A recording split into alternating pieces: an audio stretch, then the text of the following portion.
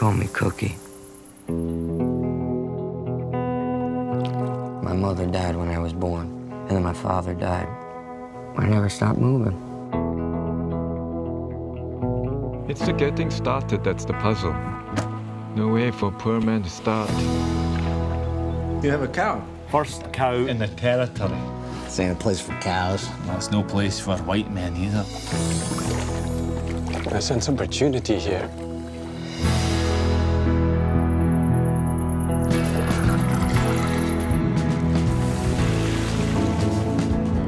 Good Lord, give me another.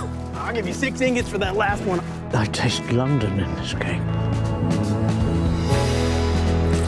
We have to take what we can when the taking is good. Seems dangerous. So is anything worth doing? A royal cow. And yet she barely produces a thing. Some people can't imagine being stolen from. And Soapy's one of those. We got a window here, Cookie. History isn't here yet. It's coming, but maybe this time we can take it on our own terms.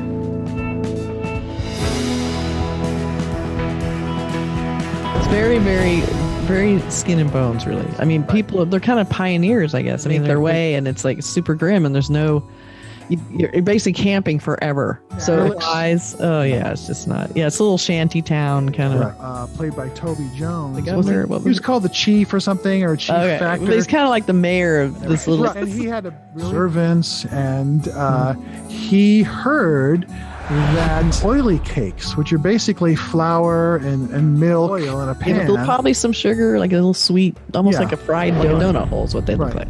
So everybody's like just wants, they're clamoring for them, buying and buying and buying. It was a long time. Yeah. I mean, it was like that was, they're all eat baked good. I mean, stuff was like a dream for people. Food is always incredible when you're camping. And so I wanted the first thing I do is I go and I start looking for recipes, and I'm like, maybe this doesn't look good. I think if you're in the frontier in the 1820s, oily cakes are about as good as it gets, So, but what is special is they find the cow, the only cow that's in the area that's owned by. And so what they do is at night, late at night, they go out and they steal this cow in the middle of the area. And it's very, clandestine, because he's got his, servants and stuff that are out there. So it's very, they're very careful not to be caught. Like, they get attached to it. Like, I love conversations with it. It's very sweet. Like when he's milking and he talks to her, he's like, have a little conversation. It's very sweet. And I actually love the scene where they're all in the dirt and they're sitting in this filthy area and they see this cow coming in on a raft, standing on like a raft, kind of floating into the town. It looked like a coming. I got a little worried though, but it's okay. The cow's okay. The cow's okay. They don't hurt the cow. No, they don't hurt the cow. The cow's very valuable.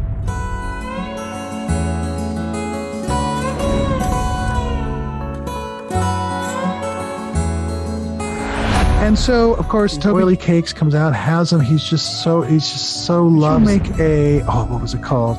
Could you know how to make a certain thing as like a fancy? I had that in my head, the name of it. But anyway, Clefautus. Clefautus. Clefauti, or something like that. Like a dessert tart, sort of, with fruit in it, I think. A little fancier from the Oily Cakes, but this guy does, so he's kind of definitely qualified to do it. So then the story kind of goes from there. People find out that they've stolen milk from the cow, and it turns into sort of an adventure. But it's a heist movie. They're stealing milk. Who's the director and co-writer. She has a great feel for this time period. It was almost like a documentary. The way they lived was very realistic. It's really well done.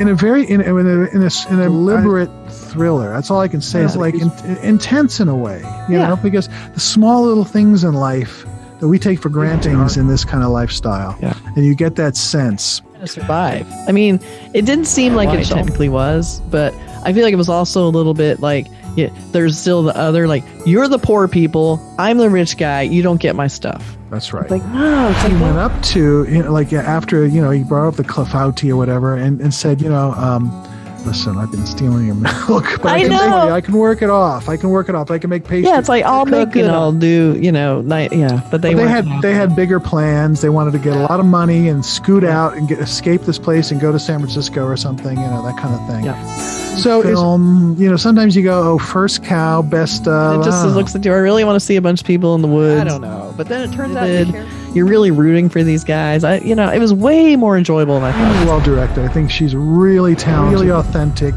and it was really touching, emotional. And the ending was like, oh, what, just hard, in a good way. Really well done. Yeah, so First Cow, it's available. I think it's all over the place streaming. Check it. I think I watch it on Showtime, but you get a free 7-day trial. Showtime, and then they'll turn it into a month, and then they'll turn without Showtime. I didn't say it wasn't me.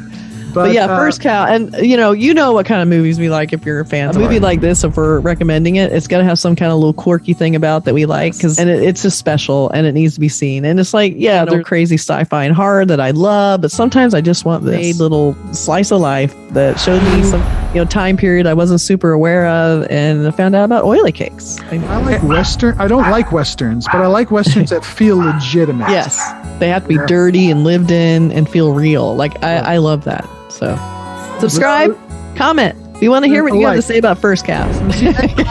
Bye. Bye. Sorry.